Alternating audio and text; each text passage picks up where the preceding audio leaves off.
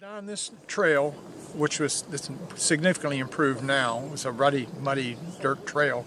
We turned here in the Jeep, and we went up there about 150 or 200 yards, and there were 2 or 3 pickup trucks, 6-passenger four-wheel drive pickup trucks with light-alls, and 10 or 15 cops there. We stopped there. That's when we looked into the forest, and they said, there's where the landing site was the first night. And we went in there. Now you can't do that now because the forest is too thick, but in those days there were tall Corsica pines with a tall canopy, and you could walk underneath very easily and see very clearly. In fact, from here you could see back to the east gate.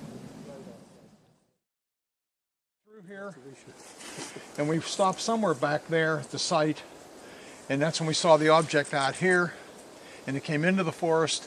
It went through the trees, bobbing up and down, traveling primarily in a horizontal plane, but it would go up and down a bit.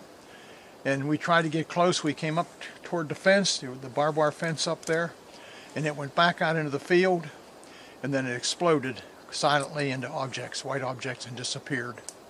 So we went out into the field looking for any residue because it was dripping something that looked like molten metal or sparks were coming off it.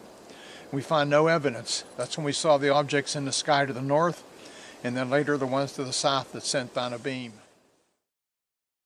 Down there, we were down there about 100 yards looking at the farmer's house is over there. If you look at the bottom of the house, there's a big hedgerow, was not there.